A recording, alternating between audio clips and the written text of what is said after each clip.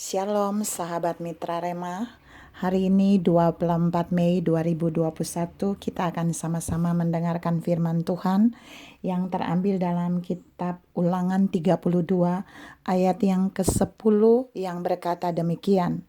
Didapatinya dia di suatu negeri di padang gurun, di tengah-tengah ketandusan dan auman padang belantara, dikelilinginya dia dan diawasinya, dijaganya sebagai biji matanya. Demikianlah firman Tuhan, dan firman ini akan sama-sama saudara dan saya renungkan di hari ini, di tanggal 24 Mei 2021, yang saya beri judul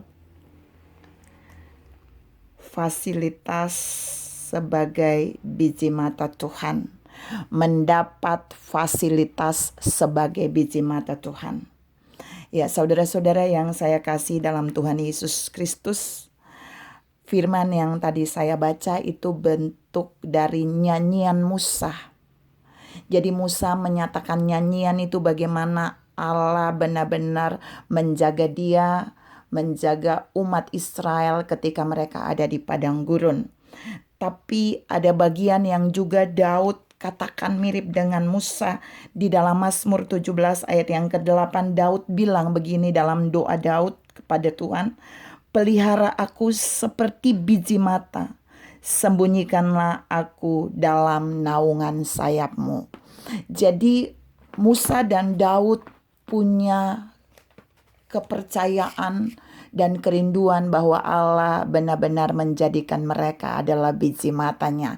Dan bukan saja itu, saudara dan saya juga adalah biji mata Tuhan. Nah, sebagai biji mata Tuhan, saudara dan saya mendapat 4 fasilitas sesuai yang terdapat di dalam Ulangan 32 ayat yang ke-10.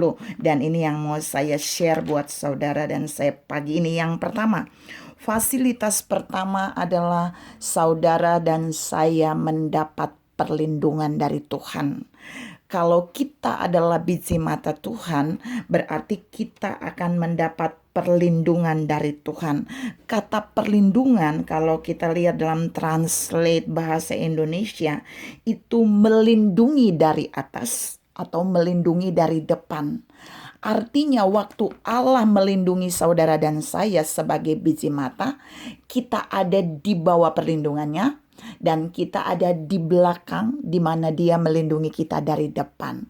Apa yang mau Tuhan katakan dari bagian ini? Kalau dia melindungi kita dari depan, artinya setiap bahaya yang datang, kita pasti aman. Saudara bayangkan kalau kita adalah biji mata dan Allah adalah kelopak matanya sebagai pelindung. Waktu satu bahaya datang, kelopak mata itu secara otomatis akan menutup. Supaya apa? Supaya biji mata itu akan tetap terlindungi. Kalau kelopak mata saja bisa melindungi biji mata, apalagi saudara dan saya adalah biji mata Tuhan. Perlindungan Tuhan atas saudara dan saya itu sempurna, tidak cacat dan tidak punya celah. Karena itu saudara dan saya tidak boleh takut. Saudara dan saya punya fasilitas perlindungan dari Allah karena kita adalah biji matanya Tuhan. Yang kedua, kita mendapat fasilitas sebagai biji mata Tuhan adalah kita dikelilingi oleh Tuhan. Maksudnya apa? Di dalam Ulangan 32 ayat 10 tadi Tuhan Musa menyanyikan bahwa dia dikelilingi oleh Tuhan. Maksudnya kalau saudara lihat di dalam Sakaria 2 ayat yang ke-5, di sana Tuhan bilang, "Aku sendiri akan menjadi tembok berapi yang mengelilingi umatku, yang mengelilingi saudara dan saya." Jadi kata mengelilingi adalah bentuk perlindungan Allah yang memagari kita penuh. Kalau saya lihat dalam translate bahasa Indonesianya, dia mengepung kita. Kita ada di dalam. Jadi setiap kejahatan, setiap bahaya yang mau masuk kepada kita, itu tidak bisa menyentuh kita. Karena Allah mengelilingi kita dengan tembok berapinya. Tuhan mau bilang buat saudara dan saya, pada hari ini, bahwa mungkin banyak kejahatan boleh mendekat kepada kita, mungkin banyak rencana jahat boleh diarahkan kepada kita, mungkin banyak panah api boleh dilepaskan bagi kita, mungkin banyak hal yang mau membahayakan saudara dan saya, tapi kita punya fasilitas di mana Allah mengelilingi kita dengan tembok berapinya. Ada bagian yang kita nikmati dari Allah sebagai biji matanya, dan iblis tidak bisa merobohkan tembok berapi yang Allah berikan bagi saudara dan saya. Karena itu saudara dan saya tidak usah khawatir, tidak usah takut. Kejahatan boleh saja ada, segala kecurangan boleh saja ada, penipuan semua yang mau datang kepada saudara dan saya.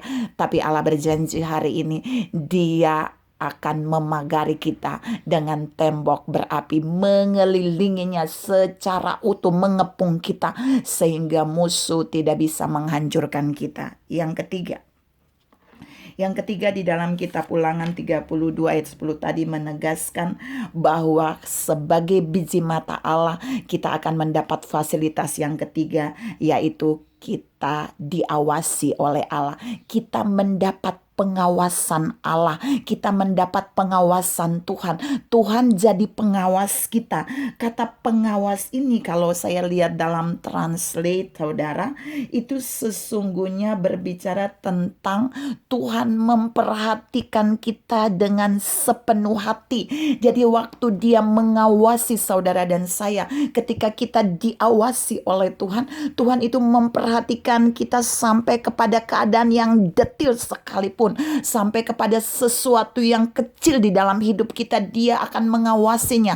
Supaya apa? Supaya kita tetap aman, supaya kita tetap dilindungi. Kita lihat di dalam Amsal 15 ayat 3 di sana, mata Tuhan itu mengawasi orang yang jahat tapi juga orang yang baik. Nah, kalau Dia mengawasi saudara dan saya sebagai biji matanya, Dia akan memberikan kita keamanan ketika Dia mengawasi kita, seperti seseorang menunggui orang sakit. Saudara bayangkan, seperti seseorang menunggui orang sakit. Dia memperhatikan kita dengan baik, dengan detil. Yang keempat dan yang terakhir adalah kita sebagai biji mata Allah mendapat fasilitas penjagaan Tuhan. Jadi kita dijaganya berapa jam saudara? Kita dijaganya setiap waktu.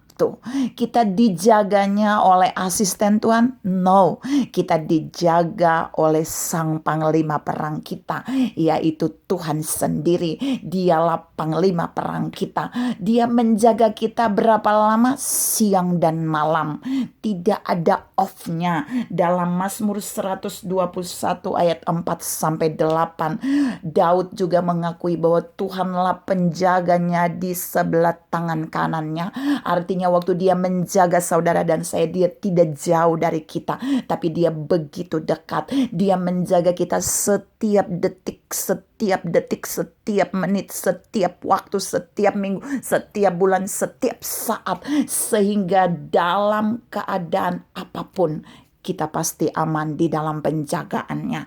Saudara-saudara yang saya kasih dalam Tuhan Yesus Kristus, penjagaan Tuhan itu juga sempurna. Dia bukan saja menjaga kita sebagai biji matanya, tapi Dia menjaga nyawa kita, Dia menjaga jiwa kita, Dia menjaga roh kita, Dia menjaga semua kita, Dia menjaga keluarga kita, Dia menjaga keuangan kita, Dia menjaga semua yang Dia berikan bagi kita. Dia menjaganya siang dan malam. Dia tidak akan off, Dia tidak akan tertidur, dan Dia tidak akan terlelap. Itulah fasilitas penjagaan yang kita dapatkan dari Tuhan. Karena itu Daud berdoa tadi, Daud ingin tetap menjadi biji matanya Tuhan. Tapi Tuhan mau saudara dan saya tangkap hari ini, sesungguhnya kita memang adalah biji matanya Tuhan. Karena itu kita layak dan kita pantas menikmati 4 fasilitas yang tadi saya sampaikan. Kita mendapat fasilitas perlindungan, kita mendapat tembok yang melindungi kita diawasi oleh Tuhan, mendapat pengawasan, dan yang keempat kita mendapat penjagaan Allah yang sempurna. Tuhan memberkati saudara berlimpah. Salam menikmati fasilitas sebagai biji mata Tuhan. Amin.